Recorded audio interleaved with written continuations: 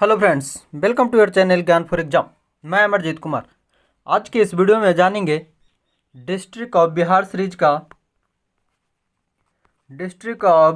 Series में आज एक जिला बांका।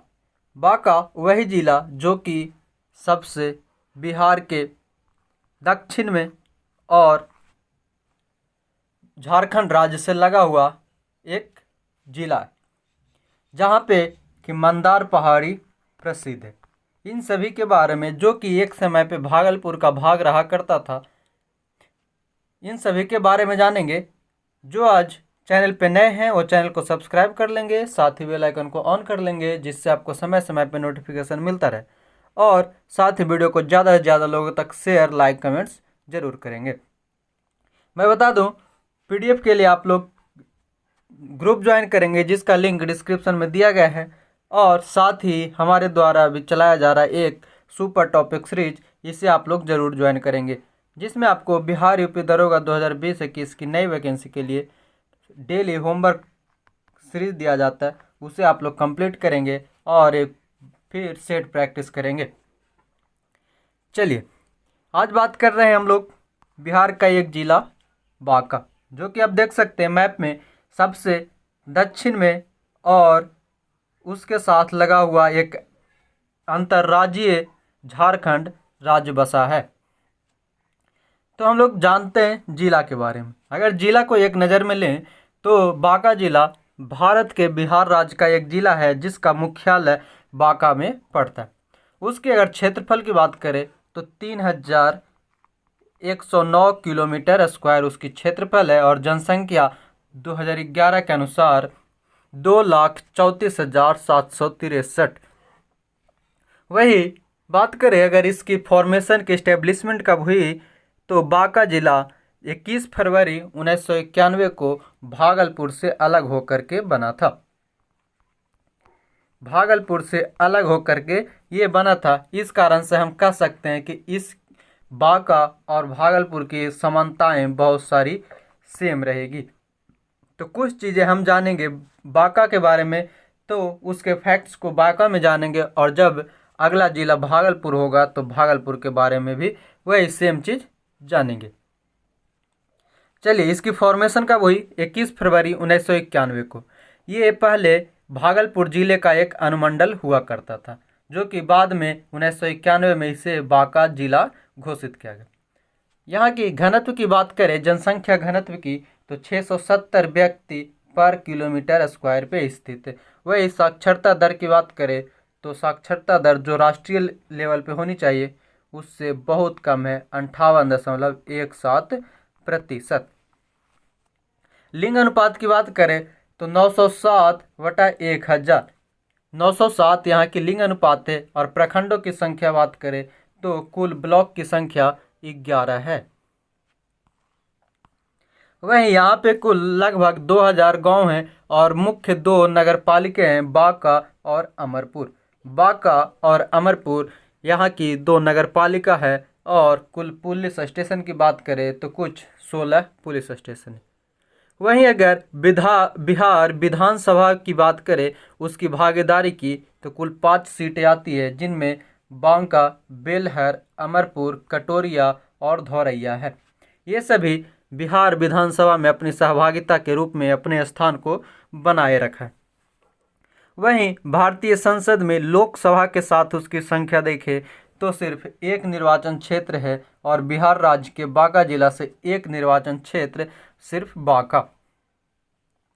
यहाँ की कुछ मुख्य भाषाएं की बात करें तो मेनली अंगिका, क्योंकि ये पहले भागलपुर मुंगेर का क्षेत्र था, भागलपुर का क्षेत्र था। तो एक समय पे महाजनपद काल में जो महाजनपद था, तो उस समय ये भागलपुर के साथ शामिल था। तो इसकी मुख्य भाषाएं अंगिका, साथ ही हिंदी और संथाली। यहाँ पे संथाली क्यों? क्योंकि ये झारखंड से लगा हुआ राज्य है, और झारखंड भी एक समय पे 2000 तक 15 नवंबर 2000 तक ये हमारे साथ ही था। तो यहाँ पर कुछ निवासी यहाँ की संथाली भाषा भी बोलते हैं। वही बात करें बिहार राज्य के दक्षिण पूर्व भाग में ये अवस्थित है। दक्षिण में और पूर्व में स्थित इसकी जो सीमाएं हैं, दक्षिण और पूर्वी सीमा जो झारखंड राज्य के गोंडा और देवघर जिले से मिलती है। ये एक अंतर्राज्यीय सीमा बनाती है जो झारखंड के साथ है, और झारखंड के दो जिले गोड्डा और देवघर से अपनी सीमा को पूर्वी और दक्षिणी सीमाएं पर साझा करती है। साथ ही बात करें अन्य चौहद्दी की इसकी, तो पश्चिम और उत्तर पूर्व में जमुई और मुंगेर जिले को छूती है। और ये साथ ही ये एक समय पे उत्तर दिशा में भागलपुर है, जो कि एक समय में इसका ही ये भाग रहा करता था। इस प्रकार इसके कुछ चौहद्दी हुए। और अब आगे जानेंगे इसके उप विभाग बोले तो तहसील या ब्लॉक या प्रखंड। यह कुल 11 प्रखंड थे, जिनमें उनके प्रमुख नाम बांका, रजौन, अमरपुर, धौरैया, तिलौंध, चांदन, बेलहर, बाराहाट, शंभुगंज, बयासी, कटोरिया और फुल्ली डूमर ये यहाँ की प्रमुख 11 प्रखंड है। अब इसकी बात करें इतिहास की, कुछ पौराणिक इतिहास के रूप में जाने तो ये एक समय पे अंग प्रदेश का हिस्सा हुआ करता था। वही इसका जो है यह बिहार के मैदानी क्षेत्र का आखिरी सिरा है और झारखंड और बिहार के सीमा का मिलन स्थल है। अगर कहीं पूछा जाए कि झारखंड और बिहार का मिलन स्थल पूर्वी और दक्षिण भाग से कौन से जिला है, तो वो हो गए बिहार के बांका जिला।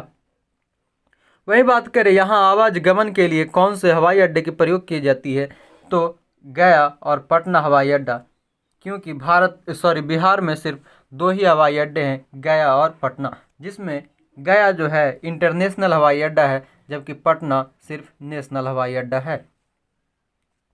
बात करें तो वाका का जो वर्णन मेन रूप से मिलता है यहाँ पर स्थित एक मंदार पर्वत है। वही मंदार पर्वत जिसका समुद्र मंथन के समय महाभारत में प्रयोग किया गया था, जो कि पुराणों में वर्णित समुद्र मंथन में जो मथान शब्द है वो मदरांचल या मथानी में लपेटने के लिए जो रस्सा प्रयोग किया गया था, वह दोनों ही उपकरण वहाँ आज भी विद्वान रखे गए। यही मंदार पर्वत है जिसकी चर्चा महाभारत में की जाती है। भागलपुर का एक मुख्य कुख्यात जो अखफोड़वा कांड हुआ था, ये एक समय पे भागलपुर में बहुत ही कुख्यात अखफोड़वा कांड था, जो कि राजौन थाने से शुरू हुआ था। और उस समय का राजौन थाना जो भागलपुर में शामिल था, वर्तमान में बांका जिले में राजौन थाना शामिल है। और राजौन जो है वो बांका का एक प्रखंड भी है। जो ये अखफोड़वा कांड हुआ था सबसे पहले राजौन में हुआ, और इसी पर जो हम सब ने फिल्म देखी प्रकाश झा की गंगा जल, वो इसी पर बनाया गया था। तो यहाँ पे आप ध्यान रखेंगे कि गंगा जल फिल्म जो थी वो कहाँ से संबंधित है, तो भागलपुर और वर्तमान बांका जिला के रजौन प्रखंड से। बात करें स्वतंत्रता सेनानी में, तो स्वतंत्रता सेनानी में जो अगस्त में सतीश चंद्र झा जो पटना सचिवालय कांड से शामिल थे, वो सतीश चंद्र झा एक स्वतंत्रता सेनानी के रूप में जाने जाते। वही अगर 1857 यानी कि स्वतंत्र भारत का प्रथम लड़ाई या क्रांति के नाम से जाना जाता है, भारत की स्वतंत्रता का प्रथम लड़ाई 1857 का सैनिक विद्रोह भागलपुर जिले में भी शामिल था। और उस समय यहाँ पे 32वीं नेटिव इन्फेंट्री शामिल थी बौसी में, जो वर्तमान बौसी आज का बांका जिले का एक प्रखंड है, जहाँ पे 32वीं नेटिव इन्फेंट्री शामिल थी। और ये अंग्रेजों के खिलाफ अपनी लड़ाई को मजबूत करने में ये भी एक अपनी सहभागिता निभाई थी। उस समय का भागलपुर जिला ही शामिल था और वर्तमान का बांका जिला। यहाँ के प्राकृतिक विभाजन की बात करें तो जिले की सीमा जो है वो झारखंड राज्य से लगती है, और इस कारण से इसका जो भौतिक अभिलक्षण है वो लगभग झारखंड के समान माना जाता है। यानी यहाँ की प्राकृतिक पर्यावरण जो है वो लगभग झारखंड के समान है, लगभग 60% तक ये झारखंड के समान है। यहाँ की एक प्रमुख नदी है चांदन नदी, प्रमुख नदी है चांदन नदी, और ये जो है जिले की पहाड़ी धराओं की सबसे बड़ी नदी है। बांका जिले की सबसे बड़ी नदी चांदन नदी है। वही झारखंड राज्य के देवघर से निकली ये चांदन नदी बांका से गुजरती हुई भागलपुर के घोघा में जाकर के गंगा नदी में मिल जाती है। यानी अगर चांदन नदी की बात करें तो बांका जिले की सबसे बड़ी नदी जो पहाड़ी धाराओं से निकलती है और झारखंड के उत्तरी भाग से निकलकर भागलपुर में जा मिलती है गंगे नदी से, और यह गंगा की सहायक नदी कहलाती है। चांदन नदी परियोजना बांका जिला के दक्षिण में स्थित है, जहां पर कि संथाल परगना झारखंड को जोड़ती है। साथ ही इसके उत्तरी भाग जो होती है वो पराया समतल भाग है, और बांका का लगभग 60% क्षेत्र है वो पठारी या पहाड़ी भाग कहलाती है। यहीं की कुछ अन्य नदियों की बात करें तो बेलहरनी नदी और बडुआ नदी जिले के उत्तर पश्चिम भाग में बहा करती है, और मध्य भाग में बहने वाली नदी जो है वो चांदन और ओढ़नी नदी, और उत्तर पूर्वी भाग में चीड़ नदी मंदार पहाड़ी के उत्तर पूर्वी भाग में चांदन से जाकर मिलती है और ये पूरब से बहती है। यानी अगर बात करें बांका जिले की तो कुछ प्रमुख नदियों में चांदन नदी, ओढ़नी नदी, बेलहरनी नदी, बडुआ नदी और चीड़ नदी। यहाँ पे एक प्रमुख प्रश्न बनता है, मंदार पहाड़ी जो है या मंदार पर्वत जो है वो किस नदी के बीच में है, तो वो चीड़ नदी के बीच में। चीड़ नदी इसके चांदन से मिलकर के पूरब में बहा करती है।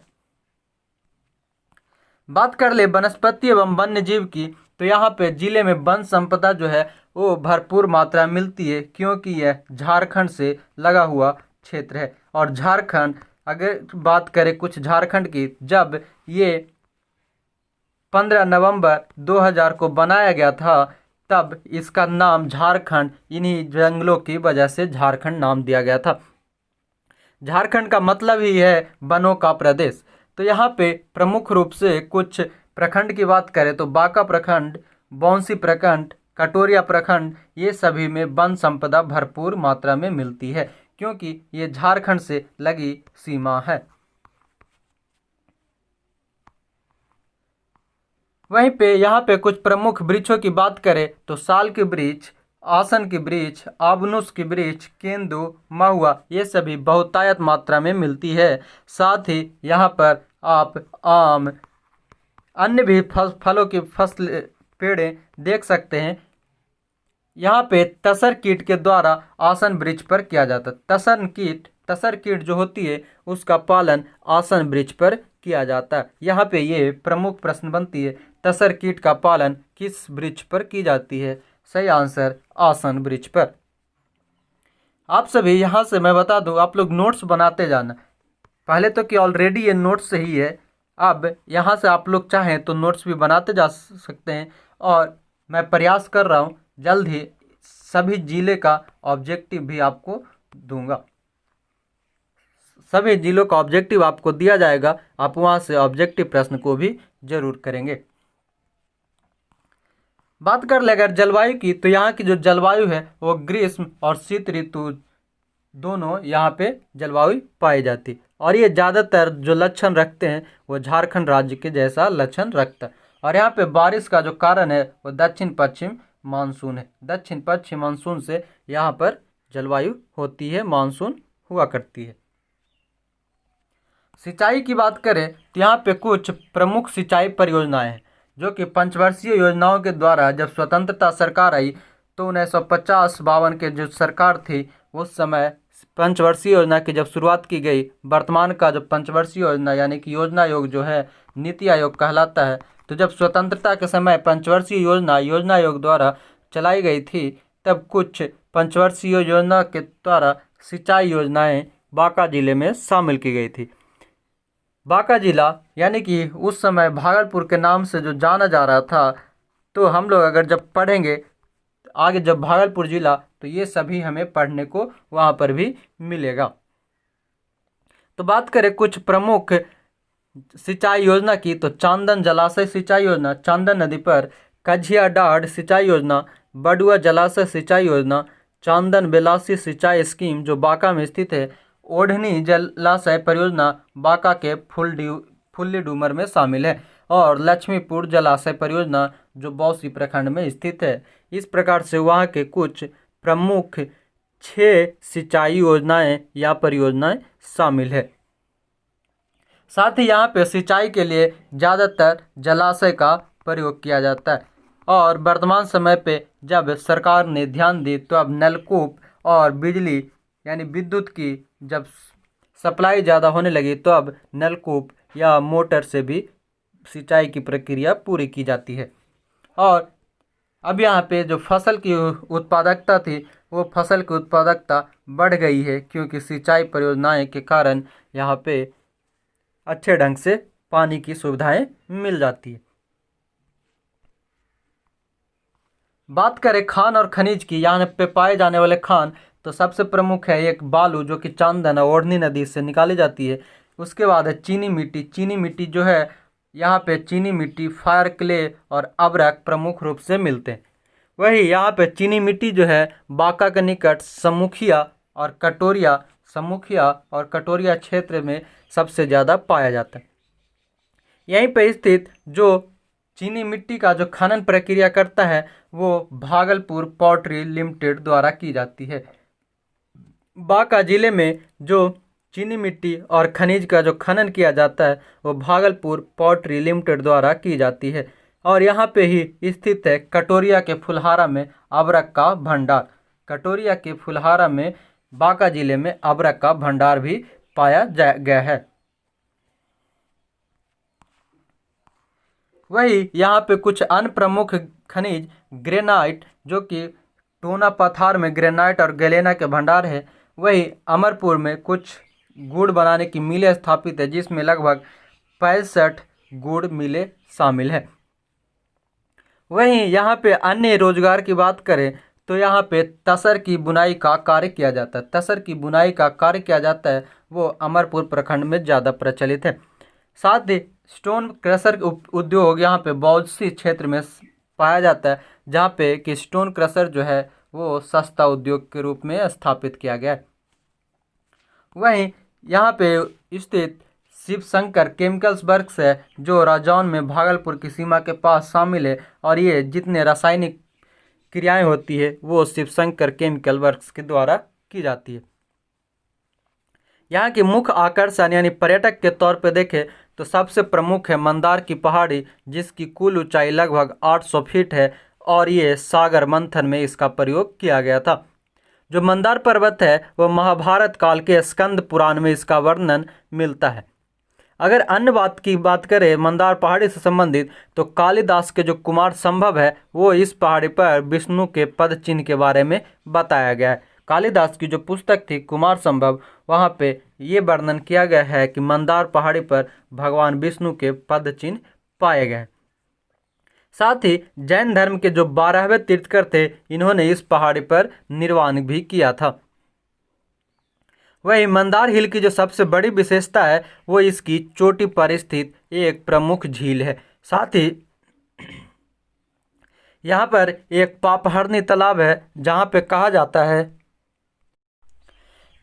है कि पापहरनी तालाब जो है यहाँ पे अगर जो स्नान करते हैं उनकी पाप मिट जाती है। वही बात करें तो यहाँ 2 प्रमुख डैम है चंदन डैम और कोजी डैम और यहाँ से जो बाबा बासुकीनाथ और देवघर जो शंकर जी का प्रमुख सावन महीने में जो प्रमुख मेले लगते हैं वो यहाँ से नज़दीक पड़ते। कुछ अन्य बातें जाने तो अमरपुर गांव जो है उसकी निर्माण शाह उमर जो शाह शुजा के समय, ये इतिहास की बात है, शाह शुजा जो बिहार के गवर्नर था उसके द्वारा बसाया गया था अमरपुर गांव उमर के द्वारा।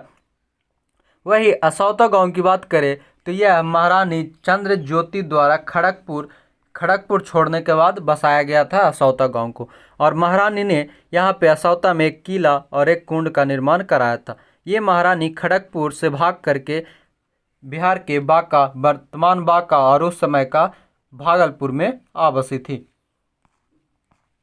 वही देखे बनहारा गांव की तो यह गांव शाह शुजा जो मुगल शासक शाहजहां के समय बंगाल और बिहार के गवर्नर थे, उनके मुख्यालय बनाया गया था बनहारा गांव को। वही ज्येष्ठ गौरनाथ की बात करें तो ये चंदन नदी के बाएं तट पर स्थित है और यह हिंदू धर्म के लिए एक महत्वपूर्ण तीर्थ स्थल है। ज्येष्ठ गौरनाथ एक शिव मंदिर है जो चंदन नदी के पश्चिम में स्थित है। एक शंकर मंदिर शिव मंदिर है ज्येष्ठ गौरनाथ। आप देख सकते हैं यहाँ पे महंदार पहाड़ी पर स्थित जो झील है, वहाँ अंदर जो बीच में मंदिर बनाई गई है, ये सबसे प्रमुख है। फ्रेंड्स, उम्मीद है आपको ये वीडियो पसंद आया होगा। जो चैनल पे नए हैं वो चैनल को सब्सक्राइब कर लेंगे, साथ ही बेल आइकन को ऑन कर लेंगे, जिससे आपको समय समय पे नोटिफिकेशन मिलता रहे।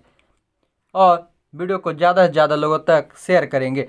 PDF पाने के लिए आप लोग ग्रुप ज्वाइन करेंगे, साथ ही जो नए हैं वो STS को ज़रूर ज्वाइन कर लेंगे। इसी के साथ जय हिंद, धन्यवाद।